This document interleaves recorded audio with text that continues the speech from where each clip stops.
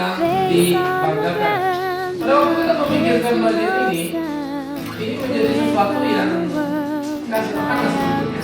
Dalam pengertian begini, karena kita berhadapan dengan tuntutan dari hidup dan sayangnya justru kita tergerus dan terbawa arus, sehingga akhirnya kita dapat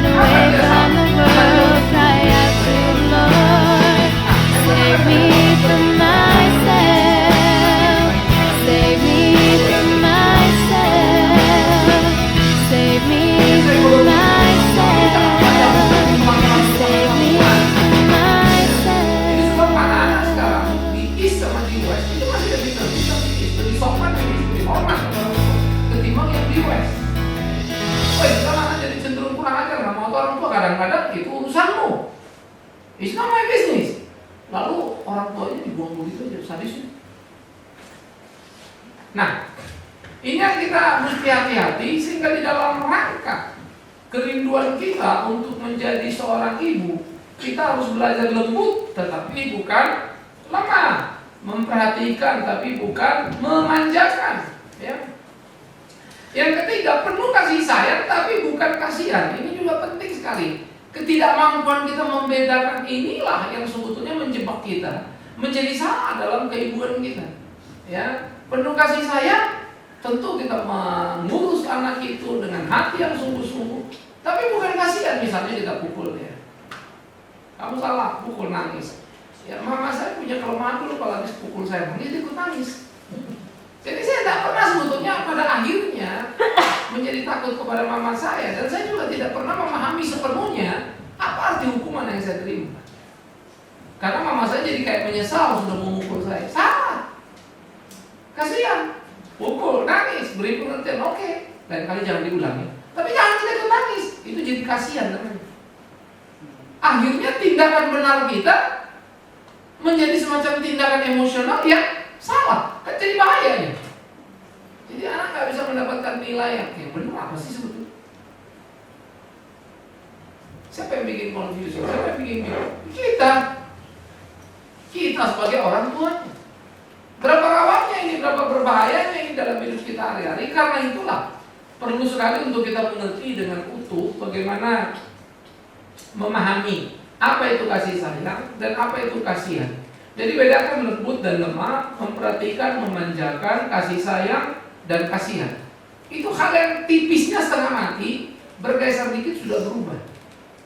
Padahal basis prinsipnya beda luar biasa. Prinsip nilainya ya. Tetapi nuansanya itu mirip. Ini yang jadi rawan nih. Nah ini yang seringkali menjebak. Yang keempat, bagaimana dengan anak-anak itu, ibu itu memahami sifat keibuan itu berdialog bukan monolog. Ya. Ayah pun mestinya berdialog bukan monolog, tetapi sebetulnya kemampuan ibu jauh lebih besar. Ya, karena ayah berbicara banyak dengan kuat logikanya, ibu berbicara banyak kuat dengan perasaannya. Sehingga untuk dialog itu dia lebih mampu memahami sebetulnya anak ini mau apa, mau kemana, dan bagaimana memberi pengertian pada dia tentang apa yang sedang terjadi dan seterusnya. Nah kalau kayak itu, apabila sebagai ibu kita gagal menciptakan dialog dengan anak kita, saya nggak tahu lagi apa yang mau kita anggarkan dalam hidup ini. Kita nggak mampu berdialog. Ya. Maka ibu-ibu yang monolog, anak-anak jadi kurang dekat sama ibunya. Ya. Kemampuan berdialog inilah yang perlu kita tumbuh kembangkan sehingga kedekatan itu bukan saja fisik, tetapi batin. Kita nggak boleh bangga bilang ya anak saya memang dekat bapaknya kurang dekat sama saya, lalu enteng aja begitu ya. Is something wrong. Itu bisa diperbaiki. Jangan ya memang begitu, kok memang begitu. Ya nggak boleh begitu. Artinya sebetulnya adalah ya ini saya gagal nih, mestinya anak saya dekat sama saya, tapi heran dia dekat sama bapaknya. Saya perbaiki. Kan begitu. Kalau sampai anak itu nggak mau ngobrol dengan ibu sejak kecil, lalu selalu dekat dengan bapak, agak bahaya. Dalam pengertian begini, bapak ini kerja, satu waktu mungkin pergi atau apa. Anak itu kan paling cepat dan paling mudah ketemu ibu kan, untuk dia ceritakan apa persoalan dia mestinya. Sehingga ibu bisa menolong dia untuk memberikan warning, memberikan masukan-masukan tertentu bagaimana mestinya si anak ini bergerak. Kalau enggak dekat, maka dia tidak akan berdialog, dia akan ngomong sama mama nggak nyambung, selesai sudah. Maka apapun yang ada pada anak itu akan menjadi rahasia yang tidak pernah kita pahami, dan dia akan mengambil keputusan yang tidak mesti. Artinya keputusannya salah. Kenapa? Memang dia salah, tapi kita kurang dekat. Jadi berlatih menjadi ibu jangan pikir bahwa gampang. Berlatih jadi ayah tidak gampang, tapi jujur saja kita nggak pernah latih jadi ibu, nggak pernah latih jadi ayah. Kita lebih dituntut oleh situasi untuk menjadi ibu dan ayah, tapi tidak pernah mempunyai proyeksi bagaimana mestinya dan bagaimana memaintain, membentuk diri kita menjadi ibu dan ayah. Cuman kalau udah nikah, punya anak, punya nikah, ya ini mesti gini, ini heran, kita nggak pernah prepare sungguh dan kita jadi istri sebetulnya. Maka saya setuju ketika riset di dalam di Amerika itu lebih dari 90% pasangan yang menikah tidak pernah siap menghadapi pernikahan. Maka ada keributan. Kita seringkali untuk tidak ribut itu mesti menjalani 10-15 tahun pernikahan dulu kan? Panjang dulu, kalau dulu begini. Karena memang kita nggak pernah siap sebetulnya. Cuma rasanya udah waktunya lah dia menikah, umurnya kan udah segini, umurnya kita diskusi. Maka di dalam gereja pun berelasi dengan orang pun kita bisa ada ketemu orang dewasa yang kelakuannya kekanak-kanakan. Yang gak dewasa bersikap, gak dewasa bergaul, sehingga kemudian menimbulkan kejengkelan pada orang-orang. Nah ini yang saya pikir perlu untuk kita perhatikan di dalam kegairahan kita untuk menjadi seorang ibu. Dan bagaimana kemampuan berdialog itu harus kita tumbuh kembangkan, ini harus jadi perhatian kita. Kemudian yang kelima, dia mengerti kebutuhan bukan keinginan. Apa yang jadi kebutuhan anak itu dipahami ibu, bukan sekedar keinginan yang dipenuhi. Anak mau apa aja dikasih, anak mau apa, jangan ada pikir itu sayang. Ingat itu memanjakan. Dan jangan pikir itu menolong, itu merusak. Ada waktu kita mesti tolak apa ini. Bahkan kalaupun dia minta sampai nangis, kalau perlu kita sentil lagi dia kena nangis, supaya dia tahu itu keinginan yang salah. Dan dia tidak boleh teriak lalu histeris jungkir balik di lantai, suruh berdiri. Sekali lagi itu papa akan apa, mama akan marah pada kamu. Papa akan mama kasih tahu supaya papa nanti marah sama kamu. Karena kalau anak sudah histeris lalu biasa aja kita ngasih, sorry ya, kita sudah kasih racun. Tiap kali dia minta dia akan begitu. Anda yang mulai. Itu sebab saya selalu berpikir berapa sulitnya menolong seorang perempuan menjadi ibu. Karena banyak perempuan punya anak, tapi bukan ibu sebenarnya. Dan ironisnya ketika itu masuk dalam gereja, gagal di dalam gereja. Ya. Ini menjadi kesedihan sebetulnya. Gimana sih kita tidak Kristen ke gereja? Ayo dong, kalau nggak gimana mau jadi model buat dunia ini, kacau gitu nanti. Dan yang kedua, kalau anak ini nakal, kemudian menjengkelkan dan terus begitu, jangan lupa yang paling susah kan kita juga ya.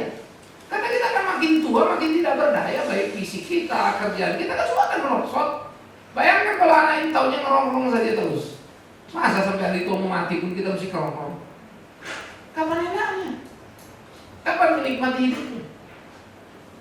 Tapi sadarkah kita lagi investasi jangka panjang begitu? Ini yang seringkali kita lakukan. Oleh karena itu menjadi seorang ibu adalah investasi seumur hidup. Maka saya akan berkata, jadilah ibu. Jangan cuma perempuan punya anak. Jadilah ibu, tapi jangan sampai ibu tanpa jiwa keibuan itu. Bahaya.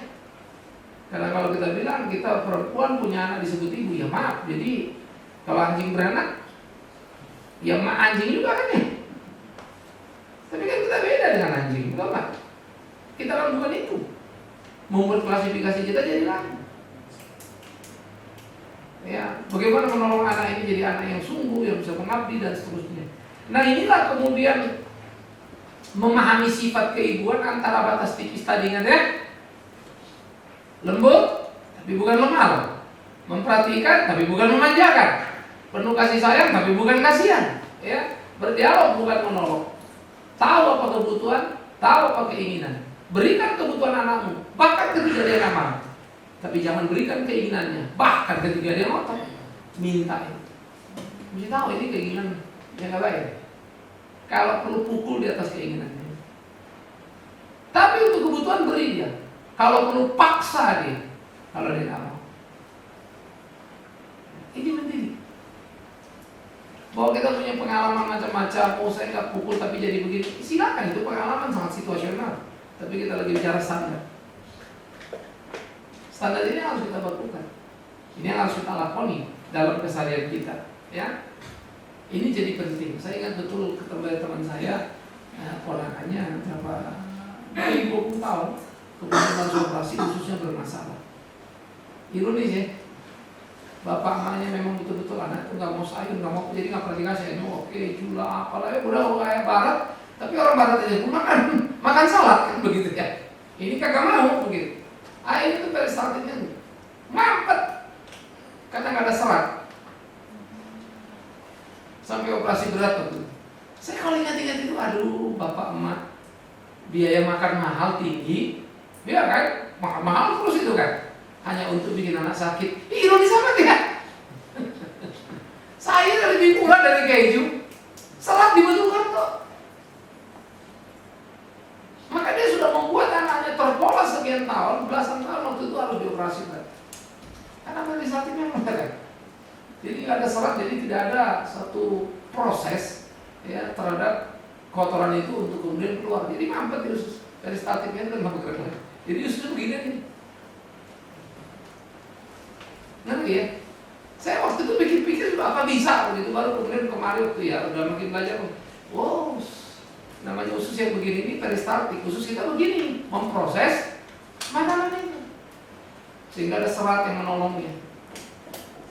Kalau enggak ya udah kayak lem aja, gelembung air terus semua begitu. Karena nggak ada serat. Makanya Vegeta apa banyak iklan kan serat-serat, bodoh amat beli begituan. Sayur-sayuran itu makanan paling banyak berserat kan. Buah-buahan itu makanan sehat kita. Makanya kita perlu. Jadi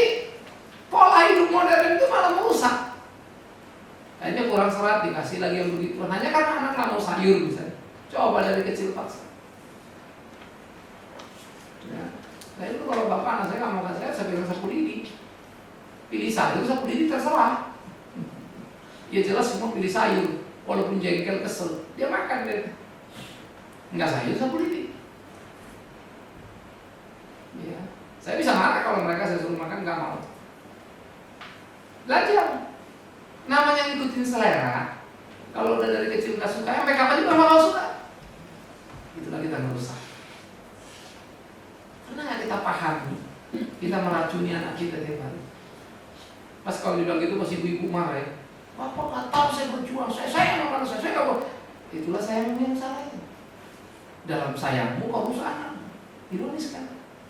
Mestinya kau perhatikan dia, bukan manjakan. Mestinya kau mempunyai cinta kasih pada dia, bukan kasihan. Gara-gara sikap salah semuanya jadi kacau. Ya, dia meminta, kamu nggak pernah mau berdialog, iya, atau kamu teriak, jadi cuma satu arah aja keinginan anak selesai. Padahal mesti semua jadi dialog, apapun keinginannya kita berbicara, iya apa enggaknya, kenapa dan seterusnya sampai ada pengertian. Anak mulai jengkel, tapi dia marah pak begini-gini. Ini namanya anak baru belajar gede kan one way kan. Kalau kita kan udah gede bisa mundur ke belakang istilahnya. Iya dulu kita nakal gini-gini. Kita bisa sadar, dia belum. Itu risiko anak ya. Ya. Dan celakanya ngomongin gini enak, ngadapinya pusing. Tapi itu harus. Ya. Lalu kita jadi histeris kadang-kadang. Ya udah bodo amat deh kalau motor dah. Lu yang urus. Dari nggak bisa ngurus anak ribut sama suami. Ini lucu ya. Satu persoalan belum selesai tambah lawan nanti. Jadi kelahi. Saya menemukan banyak sekali ya. Sorry kalau saya bilang tadi kita ini tidak pantas disebut ibu. Jadi ibu malah bikin masalah. Anak itu kan anugerah Allah ya. Yang mestinya kita syukuri dan bagaimana kita lakukan. Jadi itu yang kita mesti jaga. Anak itu nggak bisa sekadar diikuti maunya apa. Ya itu tadi mesti dibentuk sejak dini. Yang kedua, ibu yang mengajarkan anaknya. Ya. Di dalam Amsal 31 1-9, bagaimana hal itu digambarkan secara luar biasa. Amsal menceritakan ibu yang mengajar anaknya itu mengajarkan kebenaran. Bagaimana dia menuntun anaknya, membimbing anaknya supaya tahu bagaimana seharusnya hidup dan menjalani hari-hari itu, gitu ya. Nah ini menjadi menarik sebetulnya. Saya tidak tahu sejauh mana kita sebagai ibu terlibat mengajarkan kebenaran pada anak. Tapi ada pertanyaan menarik. Bagaimana kamu mengajarkan kebenaran itu, mengajarkan firman Tuhan kalau saudara sendiri nggak ngerti? Nanggap ya. Ya, karena saya memang pendeta, saya belajar tentu. Anak saya tanya apa? Ya kalau itu udah kuliah misalnya, ada etika kan yang dia mesti belajar. Ya memang etika umum itu sama etika Kristen beda. Belum kan dong, kita mesti begini. Nah, kalau udah mati mau diapain? Kalau sudah ini kan ya akhirnya boleh kan disuntik.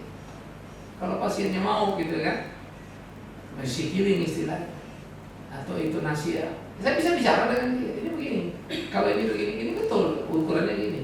Manusia dia di sini, tapi mestinya begini. Iya, sekarang kalau kamu mau dosen di kampus, kita jawab aja begitu, dia bilang, udah coba kalau kamu ngadu bed, kamu mau, kamu mungkin kan gitu. Nah itulah beban kita, bukan bagaimana sekedar menolong manusia itu untuk sembuh fisiknya, tapi juga jiwanya. Ya. Jadi kita bisa belajar mengajarkan kebenaran itu pada anak-anak supaya anak-anak ini punya pegangan, punya prinsip yang penting. Karena mereka kan menghadapi hal-hal yang gak gampang. Nah ini yang perlu kita tanamkan pada anak-anak. Kebenaran itu. Itu sebabnya banyak ibu-ibu anaknya sekolah ke luar negeri, pulang itu nangis-nangis. Loh emang anak lo nakal? Enggak sih pak. Sekolahnya berantakan. Enggak, udah lulus malah nih. Cum laude lagi. Ya senang dong. Ya itu pak, dia bilang gak mau bekerja lagi. Katanya agama semua sama. Saya selalu bilang, itulah kita. Anak kita kasih les, kita kasih sekolah yang bagus, tapi kita ngajari kebenaran. Tinggal tunggu waktu. Kemarin dia di dekat kamu, dia ke gereja. Jauh dari kamu dia berinteraksi, sekarang dia ngerti. Dia jadi ateis. Kamu mau debat, kamu nggak bisa. Orang kamu nggak pernah belajar kebenaran. Ya pas saya bingung nggak bisa jawabnya. Silakan, ini konsekuensinya. Syukur-syukur kalau masih ada waktu bawa anak itu balik ya. Dia kerjanya hebat, gajinya banyak, tapi nggak mau percaya Tuhan. Siapa yang bikin? Emaknya. Kan gawat. Karena kita ngomong sepotong-sepotong kagak jelas, anak bilang, makanya mama salah, ini mesti gini. Jadi kita balik-balik, lama-lama kita yang ikut ke gereja.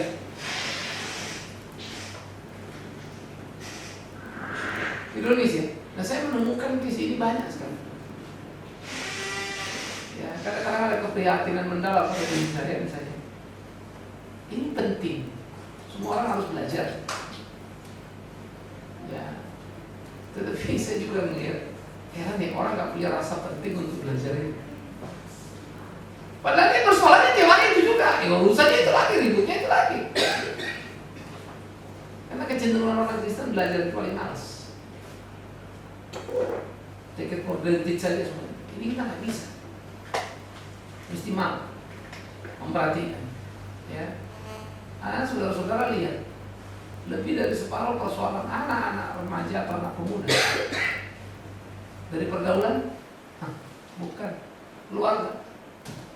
Penyebab terbesar persoalan kenakalan anak-anak bukan dari lingkungan, keluarga. Maka kalau keluarga itu kuat, lingkungan nggak pernah bisa pengaruhi dia apapun, sekalipun mungkin ada jatuh bangun. Inilah pentingnya family. Lingkungan itu cuma perjalanan usia anak namanya ya. Namanya gitu. Tapi kan tetap nilai yang biasa itu gak hilang. Wah, kokoh. Malah makin bersinar, dan makin terus bersinar. Nah ini yang kita mesti lihat ya. Yang kedua, ibu yang mengajar anaknya itu adalah mengingatkan bahaya racun dosa. Ibu-ibu seperti ini gak akan pernah diam, tidak akan pernah stop, dia akan selalu kan ingat anaknya. Awas, jangan sampai kamu berbuat dosa, jangan begini, jangan begitu, karena itu tidak boleh buat Tuhan, bla bla bla bla bla. Ya. Sehingga ketika ditanya kita ingat, lalu kalau dia ngotot kita kasih tahu. Saya ingat betul satu nenek telepon saya. Lalu nanyain, aduh Pak, itu cerita Ishak itu bagaimana ya Pak? Karena anaknya nanya, ya. Terus yang anaknya Ishak itu gimana sih urutannya Pak? Loh kenapa Bu? Ini cucu saya lagi ulangan. Terus ada PR, kayak cerita lalu itu. Ya, saya jadi repot mesti kasih tahu. Saya cuma tanya iseng gini, papanya mamanya gimana? Ya papa mamanya juga nggak tahu. Ya elah. Si neneknya telepon saya, bayangkan. Akhirnya saya, karena dia pendengar PK sebetulnya bukan orang gereja gitu. Oke, jadi saya ngomong gini, baca di kejadian nanti. Nah ceritanya gini. Aduh Pak, terima kasih. Ya udah, ibu jelasin sama cucunya. Kalau nggak jelas telepon lagi. Cuma saya jadi gila sampai jalan, ini gue baru sekolah minggu apa pendeta? Terus muridnya mau di sekolah minggunya orang tua. Tapi kan kesedihan itu kelihatan sekali. Kan nenek udah tua dong. Papa mamanya kan ngerti itu. Tapi nyebutnya orang Kristen, ke gereja. Ini anak jadi apa kelaknya? Kita baru bicara data loh, ini cerita kan ya. Ceritanya aja kita nggak tahu, terus gimana mau bertindak? Saya juga nggak tahu lagi. Mau gimana berimannya? Itulah pentingnya, ajarkan apa itu iman, kebenaran, tetapi supaya dia tahu juga kalau dosa itu gimana. Kalau orang sudah terlibat dosa karena kamu nggak mau pun terlibat di situ. Makanya hati-hati dosa. Orang bilang kalau kita sudah terlalu biasa ngikutin orang, jadi gosip, itu mendarah daging. Tahu salah pun heran bisa diulang lagi. Kayaknya kecanduan orang bilang. Yes. Maka latih keep your mouth, gitu kan? Itu kita mesti ngelatih. Emang mau tapi enggak deh. Kita kelahi dengan diri. Kita mensortir mana yang perlu dan patut, mana yang nggak perlu dan patut. Ya. Apalagi orang-orang sekarang agak ironis ya. Kita bisa tahu situasi orang tiap hari hanya dengan melihat status BB-nya aja. bagi saya itu ketololan dan kebodohan. Apalagi di Facebook itu saya ngeri-ngeri. Ya, saya selalu ingetin semua anak apa segala, hati-hati ya. Kalau general sih nggak ada apa-apa. Oh saya lagi ulangan misalnya lagi apa? Oh yang apalah yang ini? Hanya orang debat semua. Pasti keluarganya nggak beres, pasti lagi begini. Ya elah, kita rumahnya di sana seluruh dunia tahu. Kenapa? Ya dibikin di situ. Ada dong yang top secret. Itu antara kita dengan suami. Sudahlah. Nggak perlu orang lain tahu. Bagaimana masuk ke Facebook, bagaimana masuk ke BB, statusnya clear begitu. Dan dengan mudah orang menebaknya. Kalian tahu, itu penyakit sesuatu. Kita mesti punya pengendalian diri. Tahu mana kita ini. Ya. Jadi kayak hidup modern itu malah membuat kita nggak punya pride lagi terhadap hidup kita, keluarga kita. Ini kita mesti hati-hati. Nah oleh karena itu saya pikir ya penting sekali bersikap benar itu. Saya pendeta, saya nggak bisa menerima semua informasi lalu menjadi informasi, tidak. Saya kan sortir. Saya harus melatih diri saya. Ya. Jadi nggak seakan iya hendak, saya cek lagi betul masih begini betul. Saya terlatih untuk itu, terlatih untuk cross check semuanya. Itu menolong saya. Mungkin betul berita yang saya dengar, mungkin juga salah kan? Dari mana saya tahu? Saya bukan Tuhan. Itu cuma sederhana, bukan nggak bisa, bisa. Saya cross check, tanya, lihat, analisa. Oke, kita tahu kan begitu. Belajar ini menarik loh. Ya, ini yang perlu untuk kita pikirkan. Yang ketiga, bagaimana menanamkan sifat bijak pada anak supaya anak itu tahu bertindak, tahu menolong. Kita memberikan nilai-nilai pendidikan itu pada anak. Ya, misalnya dia ketemu orang, om, tante, enak aja kamu ngomong, om, tante kan gitu. Itu harus kita perhatiin. Jangan anak kurang ajar, lucu, dianggap berani, dianggap hebat. Padahal yang sana lucu ya, padahal udah jengkel karena kalau anak gue getok nih kan begitu ya. Kita aja nggak tahu diri memang. Emang dia lucu, nah lo. Orang Indonesia susahnya kan suka basa-basi itu. Anak kita juga bilang lucu sama dia, karena gak santun kan. Cuma dia gak enak, anak lu kok gak santun amat sih, kan gak enak dia kan. Iya anak-anak ya, memang anak-anak. Iya, memang anak-anak ya Pak ya. Ya, kita agree pada kerusakan anak itu. Didiklah, bimbing dia, ajar dia. Tahu bijaksana bagaimana bersikap. Ya. Jadi bagaimana melatih dia, menolong dia untuk menjadi orang yang care, memberi gitu. Ya harus dilatih. Anak saya latih kalau dia pergi ada acara ulang tahun, Pak pinjam mobil ya, pinjam sama kakak. Dia pinjam sama kakaknya, dia pergi misalnya dia pulang salam, tolong amat. Habis di mobil gue tadi semua teman-teman cewek semua pada diantar, aku kan bisa antarin ke rumahnya. It's okay, tetapi lain kali kasih tahu aja. Karena saya memang dari dulu selalu berprinsip dan ngajarin anak-anak. Ya, bukan laki-laki kalau kita ngantar anak perempuan lalu tahu di ujung sana dia mesti kemana, muter dikit kenapa sih? Itu kan teman kita. Tas segereja entah apa. Aman gak daerah? Drop aja dulu. Saya juga waktu aja sekolah minggu sering kali pulang tengah malam, padahal acara cuma jam 8:30, jam 9 sudah selesai di acara persekutuan Bogor Sekutu Minggu, peruang jam 12 kan. Karena nggak drop sini, khususnya yang jauh-jauh kan. Masa kita mau lepas di bus? Bagi saya itu nggak tanggung jawab. Harus belajar. Sehingga anak itu belajar. Maka tidak bisa ketemu anak-anak juga cuek begitu aja. Turunin orang saya nanya, nggak boleh. Tapi bagi dia nggak salah itu, nggak ada rasa yang aneh karena sudah apa? Terbiasa begitu, nggak pernah diajarin. Kita ajarin aja anak kita belum tentu baik, belum tentu bijak, apalagi nggak cuma pikirin. Kadang kita udah marah mana, kamu udah dibilangin tiap kali begini, masih begini juga. Itu proses. Diajarin aja belum tentu dia baik, apalagi tidak. Karena itu ajarkan anak itu, ya, apa itu bijak, tanamkan sifat itu dalam diri. Yang keempat, bagaimana mendorong anak itu bertindak adil, cross check semua. Pak ini begini, ntar dulu, kamu udah cek belum, udah perhatiin belum, udah ini belum. Jangan semua temenmu aja kamu salahin. Ya aku udah hormatin, oke. Kamu memang kerja keras, temenmu nggak mau bantu, pertanyaan papa gampang. Kamu kasih tahu nggak temenmu bahwa kamu ada kerjaan? Ya kan mestinya semua tahu. Itu yang salah. Kamu harap mestinya. Mau dikasih tahu aja orang belum tentu datang, apalagi enggak. Tapi dengan begini kamu nggak boleh marah, atau kamu juga nggak kasih tahu, cuma berharap mestinya. Bagaimana kalau mereka memang nggak tahu mau apa? Lalu kau marah-marah sama dia, lalu dia juga jadi tersinggung. Kamu nggak ngomong ya aja jadi ribut. Bukannya beres urusan malah ributnya jadi gede kan gitu. Karena anak-anak kan emosional. Cara kerja mereka belum rapi. Ya kita bantu lah. Sehingga mereka bisa bersikap adil. Kalau gini mesti gini, kalau gini mesti begini, kan begitu. Ya. Bagaimana dalam keadilan itu dia tahu mesti bersyukur pada kelebihan yang dia berikan, yang diberikan Tuhan pada dia, dan menolong tuh teman-temannya itu dalam kekurangannya teman-temannya punya.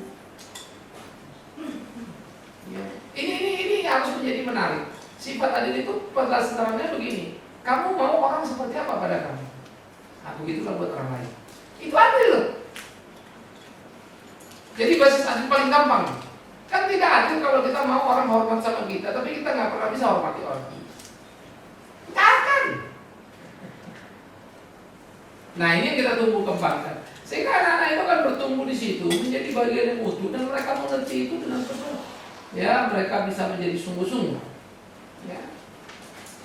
1 Tesalonika 2:7 menceritakan bagaimana ibu yang merawat anaknya, begitu ya. Maka dikatakan sebetulnya bagaimana kita untuk menuntun, membimbing anak-anak kita itu di kehidupannya supaya mereka hidup seperti apa yang Tuhan kehendaki, sehingga mereka mengerti apa itu kebenaran, bagaimana untuk melakoni itu di dalam keseharian kehidupan kan begitu ya. Nah ini yang mestinya kita tolong sehingga anak-anak kita itu menjadi anak-anak yang betul-betul mengerti ya. Seperti seorang ibu yang mengasuh dan merawat anaknya, maka ibu itu akan mengasuh penuh kasih sayang. Saya suka ketika Paulus menggambarkan kepada jemaat, aku rasul, kami akan membimbing kalian seperti, nah kan gitu ya, ibu yang merawat dan mengasuh anaknya. Jadi gambaran itu dengan segera menunjukkan kepada kita betapa hebatnya, luar biasanya seorang ibu, karena bukan ayah yang mengasuh anaknya kan. Bukan ayah yang merawat anaknya itu dalam pengertian daily, tapi si ibu. Maka dia mengasuh penuh kasih sayang, bukan rasa kasihan. Ingat selalu ini. Dia rawat anaknya itu dalam kesetiaan, sehingga si anak itu merekam pada dirinya apa yang dilakukan ibunya. Kalau kemanjaan yang kita tanamkan itu yang direkam anak. Artinya kita sedang bilang gini, anak itu dalam hati bilang gini, pokoknya apa yang aku mau pasti aku dapat. Kalau nggak dapat itu salah. Nah itulah memanjakan anak. Ya, tetapi kalau mengasuh dia penuh kasih sayang, bukan memanjakan tadi, dia kan tahu kasih sayang itu salah ya salah, benar kan gitu ya, sehingga ada hukuman di sana. Bagaimana merawat dalam kesetiaan itu? Maka itu direkam anak tentang kesetiaan ibu yang selalu hadir. Sentuhan batin ibu itu sangat bisa dipahami, ya, bagaimana dia berjuang. Saya ingat dulu mama saya, karena kerja di pegawai negeri, terus ada waktu-waktu kan file-file itu dibuang begitu ya. Saya ingat tuh kadang-kadang mama saya itu karena memang bagiannya itu dia buang ya dia bawa, dia jual tuh kertas apa begitu ya. Tambahan mengajar aja buat kita tuh. Ada nih ya. Jadi saya ingat betul. Tetapi itu yang saya bilang tadi, dulu saya nggak mampu mengerti dan memahami itu. Tapi makin kemarin saya pikir, iya mama itu ya, dia kerja, dia ada gaji, dia cukup kita. Tetapi ketika ada sesuatu yang bisa buat ekstra, dia lakukan. Kan jadi ekstra buat kita kan. Ya. Jadi saya pikir-pikir, saya nggak pernah respect ya sama apa yang dia bikin. Jahat juga saya. Nah itu saya sadari sesudah saya dewasa. Jadi ada kadang-kadang anak-anak itu terlambat mengerti itu ya. Tetapi bagaimanapun ketika saya masih punya kesempatan mengurus ibu saya, rekaman itu kencang. Apapun terjadi saya lakukan untuk mama saya. Karena rekaman itu kuat. Ya. Nah karena itulah lakukanlah dalam kesetiaan, bukan kejengkelan. Dalam kasih sayang, bukan kemarahan. Ya. Lakukan itu tanpa perhitungan diri. Karena lucu kalau ibu berhitung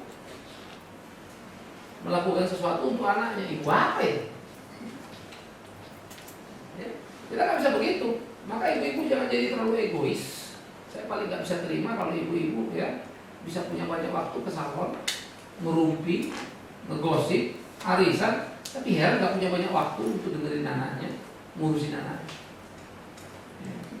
Saya ibu apa ya begitu? Itu mengerikan sekali. Maka saya juga nggak bisa terima, nggak bisa memahami ibu-ibu dengan alasan sibuk, dengan alasan tidak pernah mencoba untuk memberi ASI pada anak. Nggak ngerti sih. Karena hubungan baby dengan ibu paling dekat ya ASI. Gimana bisa ya? Nah kadang-kadang kita memang jadi orang-orang yang susah. Ya lain hal lah kalau memang ada situasi lalu ASInya nggak bagus, nggak bisa keluar, itu kan lain cerita. Tapi ibu yang nggak pernah nyusuin anaknya pun dengan susu bubuk kita bilang selalu pembantu melulu, saya pun bingung. Kamu nggak bisa kasih ASI, ya kasihlah susu bubuk, kamu yang gendong baby. Pembantu memang bisa kita bayar. Saya sibuk Pak, sesibuk-sibuknya kamu. Ingat jangan sampai 3, 4, 5 tahun umur anak itu nyaman, aman dekat pembantu, bukan dengan kita. Ngerikan. Saya nggak bisa lihat itu kalau maknya gendong nangis, pembantunya gendong anaknya diam. Saya jujur aja ya, saya laki-laki, saya kasar orangnya, kalian tahu kalau saya mah dulu berada mau pukul orang aja kasarnya. Tapi makin kemana saya pikir, saya biasa ngerti itu. Mesti itu anak nangis tangan orang, tangan mamanya enggak. Jangan balik-balik. Tangan maknya dia nangis, Pak kasih pembantu ini ya. Iya Pak, ini dekat sama pembantu. Hah? Lu bisa ngomong begitu? Saya selalu ngomong sorry loh. Soal kapan? Habis Pak begitu, nggak bisa. Ini bukan ibu yang baik kalau begitu. Saya nggak bayang Pak. Karena apa? Rekaman paling kuat di dalam relasi dengan anak itu apa? Ketika 0 sampai 5 itu paling kuat. Itu adalah rekaman hubungan batin yang nggak ada kata di sana kan? Kita mau ngomong apa sih? 0 sampai 5, tapi batin yang ada. Baru 6 ke atas nanti sesudah dia masuk studi kita mulai bisa ngomong gitu ya, mulai bisa ngasih pengertian. Karena 0 sampai 5 itu masih egosentris. Egosentris itu maksudnya dia kayak main-main kan, dia semuanya kan. Aku gini, aku jadi pilot ya. Memang dunia itu kayaknya dia top lah begitu. Itu anak-anak imajinasinya tinggi. Sehingga hubungan orang itu hubungan batin. Nanti sesudah ke atas baru mulai dialog, menyarikan informasi-informasi, diajar menyaring dan seterusnya. Tapi kalau 0,5 itu udah lost, ya ada susah. Bikin anak pinter gampang, kasih sekolah pinter, sekolah bagus juga, kasih lesin pinter kan. Tapi hatinya kosong. Ya, ini yang kita hati-hati. Bagaimana kita melakukan itu, apa perhitungan diri tadi, dan dilukiskan sebagai gembala sejati pada dombanya. Seperti gembala mengurus domba, begitulah ibu mengurus anak-anaknya. Dia siap mati untuk itu. Induk ayam, kalau burung elang datang, dia tangkap anak-anaknya semua masuk di bawah, dia pasang badan. Kalau ada ibu yang lari, tidak mau ngurus anaknya, dia mesti pergi belajar sama ayam itu. Kamu ke ayam dah, pergi dah, lihat tuh ayam. Makanya kalau saya baca kitab, hei orang malas, belajar sama semut. Hei orang yang tidak mau melindungi anak-anaknya, belajar sama ayam. Lihat itu. Apa kamu ingin lebih parah dari ayam? Tapi kalau model kayak kamu pun dikasih ke Kentucky Fried Chicken, gak akan diorder. Gak cocok. Nah ayam itu protek, dijaga, dia pasang pada. Gila ya.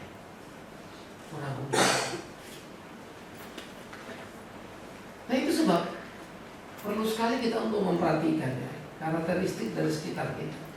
Binatang saja mampu menunjukkan naluri keibuannya dengan cara yang luar biasa. Gimana lagi kita? Mestinya kita ya.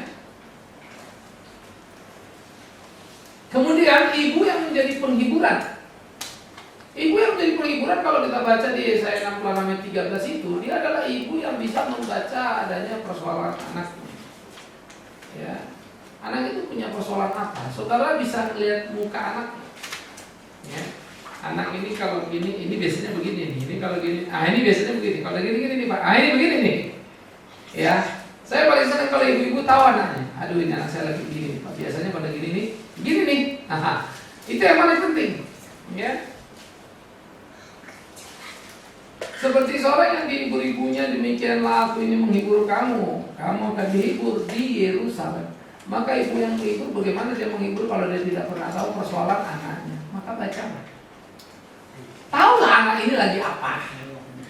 Kadang-kadang si bapak lebih jengkel. Emosi naik ya. Itu ayah karena logikanya nggak cocok nih. Tapi ibu, please, ini. Itu hebatnya ibu. Ya, karena ibu itu punya sensitivitas rasa dan kepekaan batin lebih bagus dari suaminya. Kalau sampai suaminya yang lebih bagus, maka gawat juga ya, ganti kelamin nanti. Karena itu penting kita melatih diri kita. Knowledge, logika mungkin kalah dengan suami, yes. Tapi jangan sampai kepekaan, kehalusan rasa sampai kita nggak punya apa. Itu sebabnya ibu-ibu yang bijak ngurus anak-anaknya, maaf ya, saudara boleh perhatikan, pasti jadi teman yang baik sama teman-teman ibu-ibu gitu kan. Kita akan punya bisa teman yang baik. Ibu teman kita yang kalau perempuan ya teman lah kan, yang baik, tahu pasti dia itu ibu yang baik dong. Kita punya teman kurang baik, lihat pasti dia ibu kurang baik. Simpel ya, simpel sekali ukur, sehingga gambar itu bisa kelihatan. Ya. Nanti turunnya bagaimana? Itu sebab kita harus hati-hati dalam hidup kita. Kalau kemudian Pak, yang itu tuh, wah orang yang masuk bagian bergaul mah banyak ribut ini kacau balau. Tapi kayaknya anaknya beres aja. Itulah blessing yang jangan sampai disalah mengerti. Bersyukurlah Tuhan baik sama kita. Tapi juga nggak cocok kita terimanya. Saya punya seorang kawan, ya, saya sering kali ngomong sama dia. Kalau gue ngeliat anak lu bersyukur sama Tuhan. Ini orang kaya, hebat, hidup berarahkan dulu lah, namanya orang kaya apa juga punya gitu. Anakku mau dimana sih? Iya Pak, saya jujur harus memang iya Pak Bima, memang betul sih. Kalau ngeliat kaya lu, anak lu ini rusak. But thanks God. Ya, kita bisa melihat kok. Maka ada pepatah bilang like father, like son. Dan jangan lupa, ada yang lebih dekat dari father, mother. Mempengaruhi betul kan? Nah karena itulah kita harus hati-hati. Yang kedua, ibu yang menghibur itu dia tahu kesedihan hati anaknya. Jadi anak ini sedang persoalan apa dia tahu. Kalau dia sedih dia juga ngerti. Maka anak yang sedih punya persoalan mesti bisa menumpahkan perasaannya pada ibu, menangis di pelukan ibunya. Anak saya nggak pernah tuh Pak. Kalau nangis itu keperluan pembantu. Waduh mati kau. Udah kehilangan keibuan kita. Ya. De jure mungkin kita ibunya, de facto ibunya sudah lain. Di mana anak itu bisa menangis dan menceritakan keluh kesahnya, itu orang yang dia paling dekat. Dan orang itu mestinya ibunya. Tak boleh itu yang lain. Ya. Nah, ini yang penting. Karena itu kalau kita pikir-pikir begini ya kadang-kadang iya, kadang baca sekali kelemahan kita kan.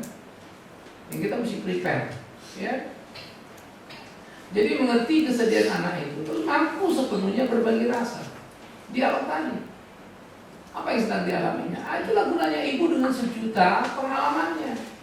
Ya, mama ngerti kalau gini-gini, tapi kamu harus begini. Nanti kalau begini mama tentu bagus, dan akan begini, tetapi proses akan selesai. Ya. Anak itu mungkin masih nangis, tetapi jangan lupa setetes air sudah tertuang ke pasir yang kering itu. Ada kelegaan, tinggal tunggu waktu itu dia menguap. Ini proses tidak gampang. Ya, itulah kemampuan berbagi rasa dari seorang ibu. Itu akan menolong dan sangat menolong anak. Ya. Kemudian yang keempat, siap menjadi pendengar yang baik. Jangan jadi ibu yang ngoceh terus sampai anaknya bilang, nggak mau. Kita ngomong belum dia dari ibu mulu. Anak antipati ngomong sama kita. Dengarin dulu lah dia ngomong. Jadi pendengar yang baik. Kadang-kadang ya, kalau mendidik si anak itu, masa sampai capek, dengerin dia ngomong, muter 2 kali, langsung ketemu, dia ngomong, dia jawab. Tadi kan kamu bilang gini, ya. Tadi kan kamu bilang juga gini, ya. Gimana logikanya? Sebetulnya karena emosi aja deh. Dia ngomong, dia jawab, dia udah jelasin semua kasus sebetulnya kenapa jadi kasus. Kita langsung tahu. Kalau punya telinga mau denger. Tapi kalau nggak debat-debat ya selesai. Ya. Saya kalau dengar orang nanya, sebetulnya kamu ngerti loh ya. Tapi kamu tanya sebetulnya apa ya? Kalau kamu tanya ini, tadi kamu depan kamu ngomong-ngomong terus pertanyaannya ini. Nah, padahal waktu kamu ngomong-ngomong, jawaban pertanyaannya ya kamu ngomongin itu. Yang saya jadi nggak ngerti, kenapa kamu nggak ngerti? Kamu ngerti. Sebenarnya mau kamu tanyakan apa? Ya maksudnya gini Pak. Oh jadi bukan gitu, gini. Yang kamu tanya itu yang ini nih, bukan ini. Saya selalu melatih diri saya bukan iseng nih. Pertanyaan itu saya bisa bertanya. Karena saya mau orang pintar, saya mau orang cerdas. Dia ngerti. Supaya dia tahu dia salah. Karena dengan tahu salah orang terlatih. Oh tadi gue salah sini. Besok diperbaiki sama dia. Ya.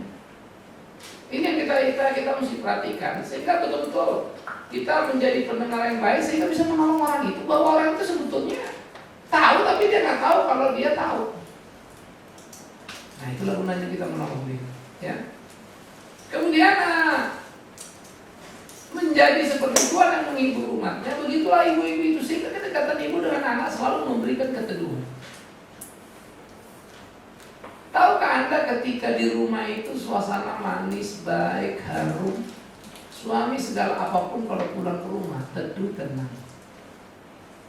Ya, sampai rumah di luar itu macan itu suami, sampai rumah jadi domba.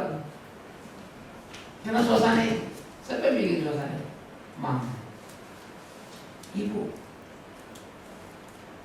Tapi siapa yang bisa bikin suasana panas di rumah? Ya ibu juga. Sehingga suami naik darah dulu, ngamuk dulu, ribut dulu. Memang kita jengkel dengan suami yang begitu, tapi kita lupa kita juga punya investasi, kita juga punya pengaruh. Jangan cuma suami disalahin. Kalau cuma ngomongin salah-salah mah ya apa susahnya hidup ini ya? Ngapain sama-sama? Paling gak enak itu kan kalau kita jadi suami istri satu rumah tapi tiap hari ribut, kan gitu. Lalu belakangnya bilang udah kita bisa aja deh, kita cerai aja deh. Lucu ya. Kalian yang bego, kalian mau cerai. Emang lu pikir kalau lu kawin lagi gak sama begonya? Sama aja kan? Oh enggak, kami gak begitu Pak. Kalau gak begitu tunjukkan kamu gak begitu. Maka berlatihlah, belajarlah. Nah itu susah. Susah Pak, emang susah, siapa bilang gampang. Lama banget kalau udah begini. Kadang sampai hidup, sampai mati pun kita mesti belajar kan. Gak ada yang selesai. Karena standar nilai kita juga berubah. Dulu misalnya suara kencang kita biasa kan. Sekarang makin tua, kok suara kecil kita makin sensitif. Kan berubah kan? Dulu kita ibu muda, anak kita, apa ya? Kita nggak apa-apa. Jadi ibu tua, apa ya? Kita demen ilmu. Ini mah kurang ajar. Padahal dulu juga begitu. Sebaliknya si anak juga dengan proses waktu itu. Waktu anak dianggap itu biasa. Begitu dia tua kan, aduh, aku ini dulu jahat juga sama mamaku ya. Nggak perlu ngomong juga deh sana. Itu hidup. Jadi apa yang kita ajarin itu 10, 20, 30 tahun kemudian kadang-kadang baru kelihatan. Ingat ya, nanam pohon itu kayak nanam pohon karet gitu. Manusia itu lebih dari pohon karet. Pohon karet aja 50 tahun. Itu pohon itu. 5 tahun pertama kita nontonin aja itu, kagak ada apa-apanya. Terus ada yang mulai produksi. Makanya kalau mau cari kayu yang gede mesti apa? Ya puluhan tahun udah. Itu kayu, pohon, bagaimana manusia. Jadi sabar-sabar lah ya.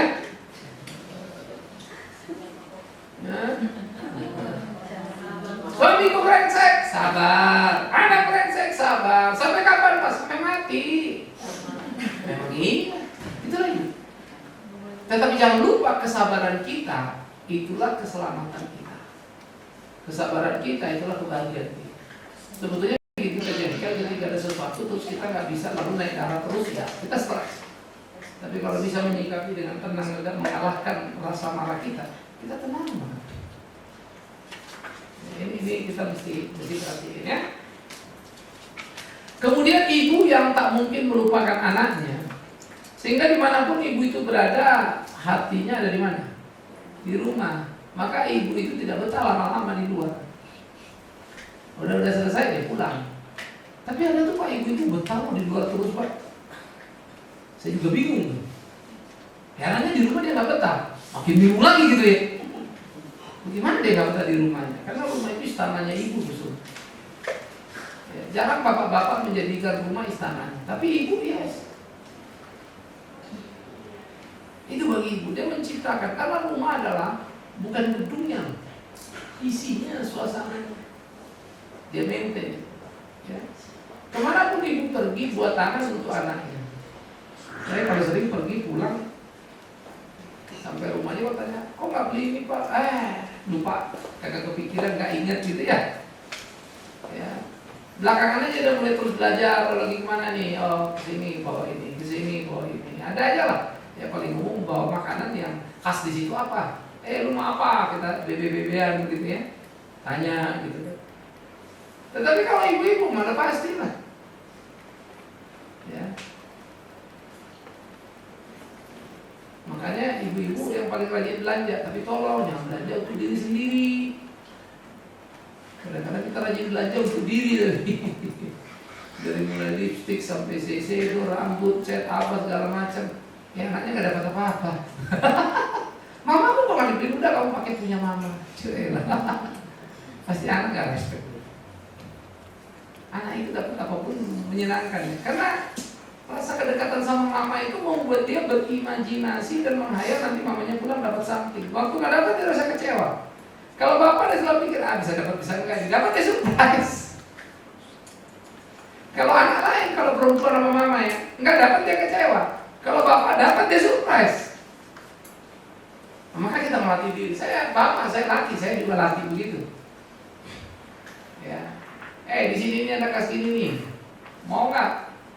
Ada warna ini kan begitu. Ya kadang-kadang udah kita beli, kita bawa pulang pun ya beda kata ya, apa boleh buat. Kita kurang ahli kadang-kadang urusan begituan ya. Nggak tahu semuanya. Selera ini kayak apa sih? Mama lebih peka, dia tahu betul. Itu sebab menarik. Ya, kapanpun waktunya ibu selalu rindu anak. Ya, dia pergi keluar seminggu apa, udah beban hati dia begitu. Saya enggak Pak, demi Tuhan yang hidup, tumbuhkan ya. Perhatikan kalimat saya, tumbuhkan ya. Itu kepekaan dan kecintaan ibu. Tapi kalau kita latih mematikan itu bisa? Bisa. Biasa aja kerja semua, nggak usah pikirin anak. Pasti lama-lama juga terbiasa kan ya. Mati rasa gitu. Rasa kayak ibu nggak boleh dimatikan, harus ditumbuhkan. Kesannya cengeng. Yes, kenapa? Kamu tahu disitulah kekuatannya. Justru ibu-ibu yang kemudian mandiri bisa lupa semuanya. Bukan itu kuatnya. Itu justru kelemahan dia. Dia kayak kaca yang keras, kalau jatuh apa? Pecah. Ibu yang melatih kepekaannya kayak karet, itu jatuh kemana-mana mental, nggak bakal pecah. Kelihatannya lembek, tapi jatuh mental. Makanya ya karir sekarang bisa menggilas ibu-ibu banyak jadi mati rasa seperti ini. Ini kita penting aja. Terus yang berikutnya, yang keempat dari bagian ini, bagaimanapun caranya ibu selalu kontak anaknya. Sekarang puji Tuhan lah ya, kita bisa SMS, bisa BB, kan begitu. Sudah jauh lebih mudah. Itu ibu. Mungkin anaknya cuek aja sama SMS-nya ya, cuek aja sama BB-nya. Tapi ibu lapor nih. Ya, karena anak-anak dunia dia adalah teman-teman dia. Tapi ingat, ketika dunia itu adalah teman-temannya dan ibunya juga memang kurang perhatian sama dia, makin dia gede makin dekat dia sama temannya dan kurang dekat dengan ibu. Mamanya sakit pun banyak orang nggak segera balik. Ya ntar deh besok balik. Gila mama kan kamu sakit karena nggak dekat. Ini bukan urusan hari ini loh. Itu urusan panjang. Kita kan suka kesel ya. Ini anak nggak tahu diri ini mamanya begini. Tapi sorry juga loh. Coba lihat dari sisi berbeda. Kita baru tahu. Ini nggak mamanya. dulu sih selalu begini, selalu begitu. Gitu loh. Komparisinya mesti perhatiin. Keluarga ya, kita mesti sering pergi bareng, acara bareng itu penting, kedekatan itu penting sekali ya. 1001 cara beda-beda orang melakukannya tapi harus. Kemudian ibu itu diumpamakan seperti Tuhan yang selalu mengingat umatnya. Tuhan gak pernah lupa pada kita apapun, dimanapun, kayak apapun. Nah, begitulah ibu. Jadi ibu itu menjadi gambaran yang luar biasa di dalam menjaga keluarganya, sementara ayah itu dalam memimpin keluarganya. Itu gambaran Alkitab saya suka sekali. Clear ya. Lalu yang berikut, ibu yang dibanggakan ya adalah bahagianya anak. Ya, kalau itu mama kamu itu ya mama kamu dulu. Mamamu hebat ya begitu. Waduh, kalau orang cerita tentang mamanya seru banget rasanya ya. Jangan sampai teman-teman bilang, aduh, gua mau ke rumah lu, mama lu sadis. Buset. Tuh anak kasihan. Pasti dia ngamuk lagi di rumah. Mama, temen gua gak mau masuk kemari. Mama mau kan. Mama lu mah cuek. Kalau kita ke rumah gak enak. Ayo dong banggakan hati anak kita. Tapi bukan manjakan ya. Orang dengar nih, saya pernah tahu investasi mahal. Ibu-ibu ke ibu-ibu ngomong, itu tuh ada lo ibu begini panggilan aja. Kamu kemana? Itu yang ibu tadi ada mama ngomong gini-gini, Mbak itu mamanya temenmu kan? Iya. Oh baik ya, anaknya gimana? Ya anaknya juga baik mah. Ya, temennya nyampein. Mama gua kemarin ketemu mama lu. Mama lu hebat begini-begini dipuji. Waduh anaknya senang setengah mati ya. Anak ini main ke rumah anak ini. Terus ibu bilang, wah mama kamu hebat lagi. Waduh tuh anaknya bangga banget ya. Saya jujur saja ya, hidup saya selalu berusaha supaya anak saya bangga. Ya, oh papa begini. Ya. Jadi mereka itu lega kalau dengar bapaknya. Artinya nggak ada hal yang jelek. Oh papanya ini mata duitan, ini pendeta pahit, pendeta madatan. Waduh, mati saya nanti. Saya ngeracunin anak saya. Jadi saya nggak mau. Saya berjuang. Ya, anak-anak saya selalu bilang, coba kalian lihat, kalau kalian kumpul dimanapun, ada teman papa kapanpun, kalian perhatiin, ya pasti semua akan baik. Dan mereka memang suka bingung sendiri, satu nanti kasih ini kasih itu. Ya kalian kita teman baik. Ya orang kan kalau baik sama kita, anak kita juga baik dia. Dia berusaha menyenangkan anak. Papa ini buat anak ini, buat ini, buat ini, buat selalu gitu. Sampai anak kadang-kadang laporan, lupa, aku udah tolak lupa, dipaksa terima. Ya apa kalau kamu udah bilang gak usah, dikasih juga ya karena masa. Karena anak saya paling pantang saya kalau dia minta. Nah itu saya didik. Ya. Nah jadi di situ ada satu hal yang kita lakukan. Oh mamamu yang ini ya, mamamu yang ini ya, tenang. Ya, dulu anak-anak teman saya itu kalau lagi pergi, saya sama anak saya gitu kan, telepon ke rumah. Oh kalau itu boleh. Jadi kayaknya anak kita jadi jaminan. Betul anak kita juga belum tentu baik-baik amat ya. Tapi itu garanti ya, saya kan ngomong sama mereka hati-hati loh. Maknya itu ngasih. Karena mama tahu siapa mama, tahu siapa papa. Tapi lu hati-hati, jangan sampai jadi masalah. Jangan ngajak salah kamu ikut, kacau semua kan. Nah jadi kalau diajarkan begini, ini nggak jadi sederhana. Kita kan juga punya deg-degan kalau seanak teman kita, anak kita nih pergi mainnya sama si A gitu ya. Itu anak kacau bukan gitu ya. Kita kan juga nggak tenang kan. Perginya sama siapa sih anu gitu. Itu mah kacau mana bapaknya itu begini emaknya. Kan begitu ceritanya. Kita resah. Maka buatlah hati anak kita bangga. Ibu-ibu ya. Karena itu ibu adalah 1000 mata dan hati. Hadir di kehidupan anak-anak selalu bangga. Ibu adalah 1000 tangan dan kaki. Wow, dia sediakan kebutuhan anaknya. Jangan sampai ibu-ibu sendok di mana aja nggak tahu. Boro-boro anak sendok aja nggak tahu gitu ya. Dia bilang gitu. Jadi yang mata kelihatan jadi nggak ngerti, apalagi urusan yang lain.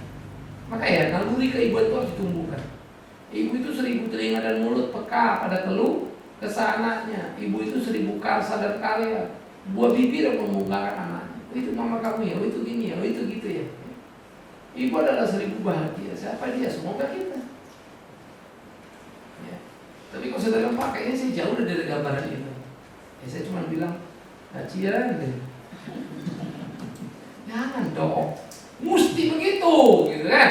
Itu pergumulan kita. Oleh karena itu, ya mari kita bacakan sama-sama ini ya. Ibu yang dibanggakan, satu, ya, menjadi ibu yang membanggakan bukanlah sekedar impian, melainkan sebuah panggilan yang harus diwujudkan. Seorang ibu haruslah menjadi ibu, bukan karena status, melainkan hakikat. Ibu yang ibu memang layak oleh siapa? Baca lagi. Ya, yang itu bukan ibu-ibu nih, maksud saya. Ya, tapi namanya ibu. Ya. Mama saya coba belajar dulu, saya pikirin. Mama saya itu lemahnya begini. Kadang-kadang saking sayangnya anak, dia suka memanjakan diri. Memang kita jadi kurang ajar kena anak. Ya. Tapi yang saya kagum bagaimana dia selalu berdoa, bagaimana dia anaknya itu nggak boleh kurang, gitu ya. Dia nggak sedikit pikir, ya sepatu, baju, ulang tahun dibeli ini. Kalau saya hitung lagi mundur ke belakang, minimum ya dia mesti nabung atau dia mesti pintar-pintar. Tadi itu lah, ya dagang ini dagang itu tambahan untuk gaji dia sebagai pegawai negeri, supaya anaknya punya. Ya. Kalau dulu kan kita anak kan, ibu itu kan nggak tahu kita gajinya itu berapa, pokoknya kan kita minta ada aja kan begitu kan. Kemarin baru pikir, iya mamaku itu gajinya nggak banyak. Ya. Tetapi balik lagi saya bilang, itu sebab kemudian ketika saya sudah mengenal Tuhan, saya hidup benar. Waktu mama saya sakit, kita juga nggak bisa-bisa ngurusin dia. Ya pusing gitu ya, mau sampai habis juga terserah. Perasaan itu terbantu. Sampai sekarang saya selalu kalau cerita mama saya gitu ya, udah kayaknya dia masih hidup aja. Ya, jadi dalam segala kelemahan dia di waktu lampau itu akhirnya ketutup sebetulnya dengan apa yang dia buat. Sehingga kebanggaan saya pada dia itu tinggi sekali. Ya, jadi di rumah saya ada foto mama saya dan meninggal. Jadi kalau saya lihat saya juga senyum, bisa jatuh ke mata. Ada orang nggak ada. Ini sebetulnya juga nggak ada peristiwa khusus. Tapi karena saya terus jujur aja, saya tumbuh kembangkan. Saya tumbuhkan. Saya sangat senang kalau sebagai seorang pendeta yang begini, lalu dekat orang tua, yang sedih, yang nangis, ini saya bisa jadi anaknya, saya senang. Karena perasaan membahagiakan tiap orang tua itu bagi saya sudah semestinya. Ya. Nah itu di hidup kita ya enggak? Mau apa lagi? Ya, mari kita lakoni, mari kita jalani hari ini. Sehingga kita betul-betul menikmati kebanggaan sebagai seorang ibu. Oke, saya stop sampai di sini. Silakan kalau ada yang mau bertanya.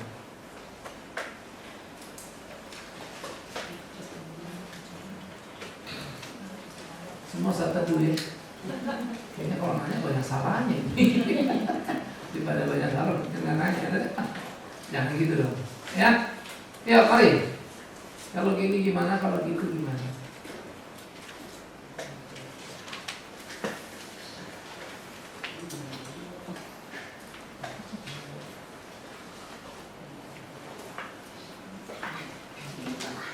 Ya.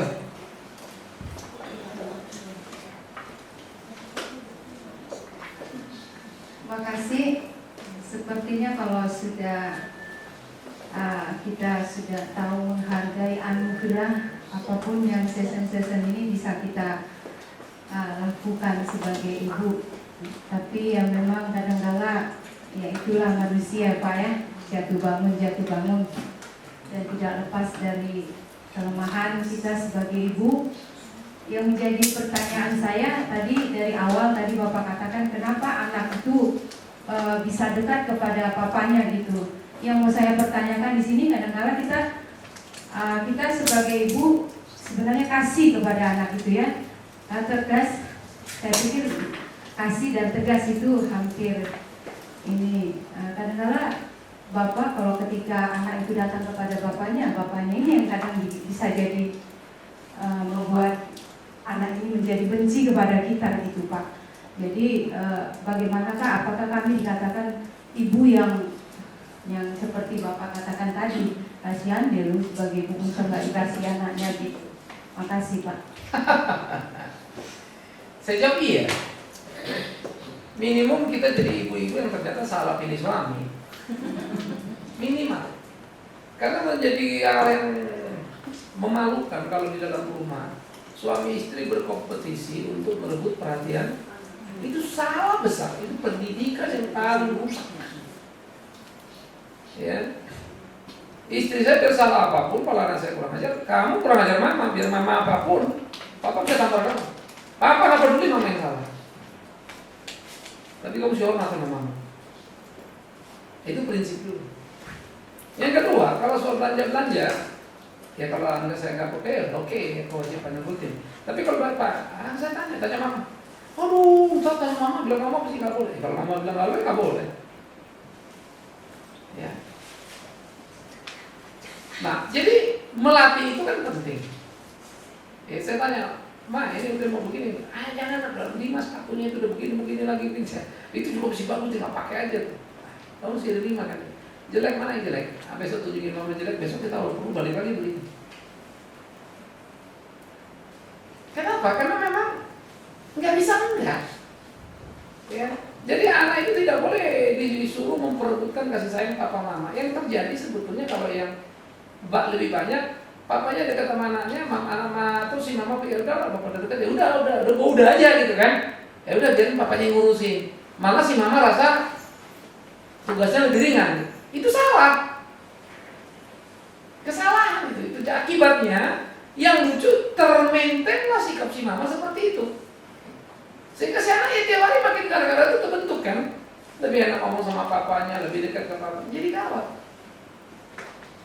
Nah si papa tidak dengan sengaja, tapi tanpa sadar, ya udahlah. Ya mungkin mamanya memang begini juga. Pusing juga, tapi mau dipain bibi saya memang begitu. Papanya sudah suami berkeluh kesah. Akhirnya terjebak pada satu tempat yang kita nggak mau sebetulnya di situ kan. Karena tadi saya bilang perasaan keibuan harus tumbuh kembangkan. Saya latihan perasaan kebapaan saya nih. Saya latihan loh ini. Jangan kalian pikir sampai sekarang. Bagaimana dari ayah yang dominan mulai mau ngalah, waduh sakit kepala saya. Karena biasa saya ngomong satu kali lu denger, sekarang enggak. Lalu saya mesti ngalah gitu kan, lebih tenang. Waduh, perubahan itu berat buat saya. Apalagi kalau diterjemahkan loh. Semua orang harus turut saya cepat begitu anak-anak saya. Tapi kan nggak begitu juga, mereka kan sudah mulai gede kan gitu. Saya mesti sadari dong, betul kan? Udah mulai ada maunya, oke kita mulai ada berdebat, tapi kan nggak selalu.